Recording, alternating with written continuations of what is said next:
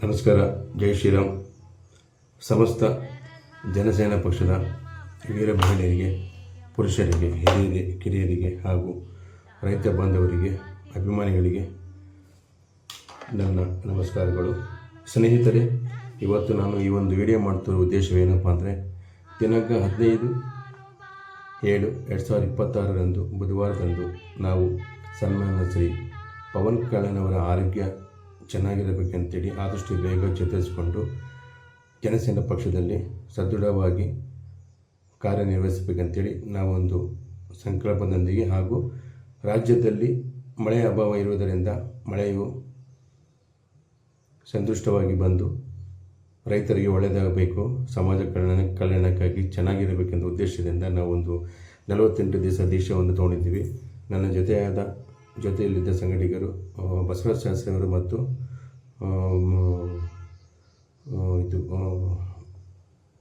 ಇನ್ನೊಬ್ಬರು ಮೂರ್ತಿಯವರು, ಅಡ್ವೊಕೇಟ್ ಅವರು ಹಾಕಿದ್ದಾರೆ. ಸ್ನೇಹಿತರೆ, ನಮ್ಮ ಒಂದು ಸಂಕಲ್ಪ 48 ದಿವಸ ಅಂದರೆ ಸೆಪ್ಟೆಂಬರ್ 1ನೇ ತಾರೀಕು ನಮ್ಮ ದೀಕ್ಷಾ 48 ದಿವಸಗಳು ಸಂಪೂರ್ಣಗೊಳ್ಳುತ್ತದೆ. ಆವತ್ತಿನ ದಿವಸ ಮುಕ್ತಾಯಗೊಂಡು ನಾವು ಸೆಪ್ಟೆಂಬರ್ 2ನೇ ತಾರೀಕು ಬಳ್ಳಾರಿಯಿಂದ ಬೈಕ್ ರ್ಯಾಲಿ ಮುಖಾಂತರ ಅಂಜನಾದ್ರಿ ಬೆಟ್ಟಕ್ಕೆ, ಅಂದರೆ ಬಳ್ಳಾರಿಯಿಂದ ಅಂಜನಾದ್ರಿ ಬೆಟ್ಟ 75 ಕಿಲೋಮೀಟರ್ ದೂರ ಇದೆ. ಒಂದು ಬೈಕ್ ರ್ಯಾಲಿ ಮುಖಾಂತರ ಇಲ್ಲಿಂದ ಅಲ್ಲಿ ಹೋಗಿ ಅಲ್ಲಿಂದ ಗುಡ್ಡ ಏರಿ ನಮ್ಮ ಪವನ್ ಕಲ್ಯಾಣ್ ಅವರ ಆರೋಗ್ಯ ಚೆನ್ನಾಗಿರಬೇಕು. ಆಲ್ರೆಡಿ ಚೆನ್ನಾಗಿದ್ದಾರೆ ಮತ್ತು ಸಮಾಜ ಸೇವೆ ತೊಡಗಿದ್ದಾರೆ. ಇನ್ನಷ್ಟು ಮುಂದೆ ಯಾವುದೇ ಅವ್ರಿಗೆ ಅನಾಹುತ ಆಗಬಾರ್ದು, ಯಾವುದೇ ರೀತಿ ಅನಾರೋಗ್ಯದಿಂದ ಒಳಗಾಗಬಾರ್ದು ಅಂತೇಳಿ ಒಂದು ಸಂಕಲ್ಪದೊಂದಿಗೆ ಪವನ್ ಕಲ್ಯಾಣ್ ಅವರ ಆರೋಗ್ಯ ಚೆನ್ನಾಗಿರಬೇಕಂತೇಳಿ ಸಿಂಧೂರಾರ್ಚನ ಮತ್ತು ಪವನಾಮ ಸೂಕ್ತಂ ಜೇನುತುಪ್ಪ ಅಭಿಷೇಕವನ್ನು ಮಾಡುತ್ತಾ ಅವರಿಗೆ ಮುಂದಿನ ದಿನಗಳಲ್ಲಿ ಯಾವುದೇ ಒಂದು ಅಡೆತಡೆಗೆ ಆಗಬಾರ್ದೆಂದು ಉದ್ದೇಶದಿಂದ ಈ ಒಂದು ಹೋಮ ಮಾಡ್ತೇವೆ, ಒಂದು ಪೂಜೆ ಪುನಸ್ಕಾರ ಮಾಡ್ತಾಯಿದ್ದೀವಿ.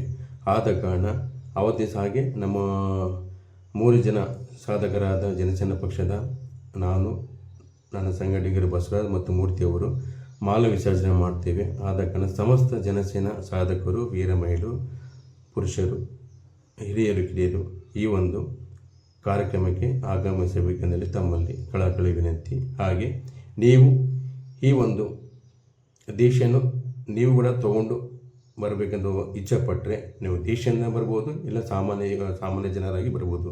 ಒಂದು ವೇಳೆ ನೀವು ದೀಕ್ಷೆ ತೊಗೊಂಡೋಗಿದ್ದರೆ 11 ದಿವಸ ದೀಕ್ಷೆ ತೊಗೊಂಡೋಗಿದ್ದರೆ ಹನುಮಾನ್ ದೀಕ್ಷೆ ತೊಗೋಬೇಕಂದ್ರೆ ನೀವು ದಿನಾಂಕ 22 ಆಗಸ್ಟ್ ರಂದು ನೀವು ನಿಮ್ಮ ಸ್ಥಳೀಯದಲ್ಲಿ ಹನುಮ ಮಾಲೆಯನ್ನು ಧರಿಸಿ ನೀವು ಅವತ್ತಿನ ದಿವಸ ಸೆಪ್ಟೆಂಬರ್ 2ನೇ ತಾರೀಕು ಈ ಒಂದು ಕಾರ್ಯಕ್ರಮಕ್ಕೆ ಭಾಗವಹಿಸಬಹುದು. ತಾವುಗಳು ಬಂದು ಈ ಮಾಲ ವಿಸರ್ಜನೆ ಅಲ್ಲಿ ಮಾಡಬಹುದು. ಹಾಗೆ 21 ದಿವಸ ಆಗಬೇಕಂತ ಇಷ್ಟಪಟ್ಟವರು ದಿನಾಂಕ 12/8/2026 ನೀವು ಮಾಲಾಧಾರಿಯನ್ನು ನಿಮ್ಮ ಸ್ಥಳೀಯ ದೇವಸ್ಥಾನದಲ್ಲಿ ಮಾಲೆಯನ್ನು ತಗೊಂಡು ನೀವು ಸೆಪ್ಟೆಂಬರ್ 2ನೇ ತಾರೀಕು ಅವತ್ತು ದಿವಸ ಬಂದು ಅಲ್ಲಿ ಮಾಲ ವಿಸರ್ಜನೆ ಮಾಡಿ ಈ ಒಂದು ಪೂಜಾ ಕಾರ್ಯಕ್ರಮಕ್ಕೆ ಭಾಗವಹಿಸ್ಬೋದು. ಸ್ನೇಹಿತರೆ, ನಿಮಗೆಲ್ಲ ಗೊತ್ತಿರ್ಬೋದು, ಸೆಪ್ಟೆಂಬರ್ 2ನೇ ತಾರೀಕು ನಮ್ಮ ಮಾನ್ಯ ಆಂಧ್ರ ಪ್ರದೇಶದ ಉಪಮುಖ್ಯಮಂತ್ರಿಗಳಾದ ಸನ್ಮಾನ್ಯ ಪವನ್ ಕಲ್ಯಾಣ್ ಅವರ ಹುಟ್ಟುಹಬ್ಬ ಅಂಗವಾಗಿ ಅವತ್ತೇ ದಿವಸ ನಮ್ಮ ಮಾಲ ವಿಸರ್ಜನೆ ಆಗ್ತಿರುವುದು ನಮಗೊಂದು ಪುಣ್ಯದ ಕೆಲಸವನ್ನು ಭಾವಿಸುತ್ತೇವೆ.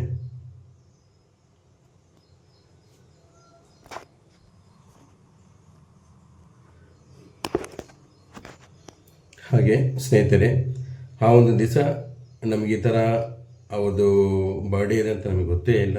ನಾವು ಒಂದು ವರಾಹಿ ನವರಾತ್ರಿ ದಿವಸ ಅಂಗವಾಗಿ ನಾವೊಂದು ದೇವರ ಪ್ರಾರ್ಥನೆ ಮಾಡಿಕೊಂಡು ನಮ್ಮ ನಾಯಕರು ಚೆನ್ನಾಗಬೇಕು, ನಮ್ಮ ರಾಷ್ಟ್ರದಲ್ಲಿ, ನಮ್ಮ ರಾಜ್ಯದಲ್ಲಿ ಸಮೃದ್ಧಿಯಾಗಿ ಮಳೆಯಾಗಬೇಕು ಉದ್ದೇಶ ಸಂಕಲ್ಪದೊಂದಿಗೆ ನಾವು ಒಂದು ಮಾಲೆ ಹಾಕಿದ್ದೀವಿ. ಈ ಒಂದು ಮಾಲೆ ಯಾವುದೇ ವೈಯಕ್ತಿಕ ವಿಚಾರ ನಾವು ಹಾಕಿಲ್ಲ. ದಯಮಾಡಿ ಯಾರು ಅನ್ಯತಾ ಭಾವ ತಿಳಿಸಬಾರದೆಂದೇಳಿ ಈ ಮಾತನ್ನು ಹೇಳ್ತಾ ಇದ್ದೀನಿ. ಸ್ನೇಹಿತರೆ, ಆದಷ್ಟು ಬೇಗ ತಮ್ಮ ಅನಿಸಿಕೆಗಳನ್ನು ಯಾರ್ಯಾರು ಬರ್ತಿದ್ರು, ಯಾರ್ಯಾರು ಬರಲು, ಯಾರು ಮಾಲೆಯಿಂದ ಬರ್ತಿದ್ರು, ಯಾರು ಮಾಲೆ ಇಲ್ದಂಗೆ ಬರ್ತಿದ್ರು, ಎಲ್ಲರೂ ಬನ್ನಿ. ನಾವು ಮಾಲೆ ಕಂಪಸ್ ಹಾಕ್ಕೊಂಡು ಬರಲೇಬೇಕನ್ನೋ ಉದ್ದೇಶ ಇಲ್ಲ. ನಿಮಗೆ ಸಂಕಲ್ಪ ಇದ್ದರೆ ಬನ್ನಿ, ತೊಂದರೆ ಇಲ್ಲ.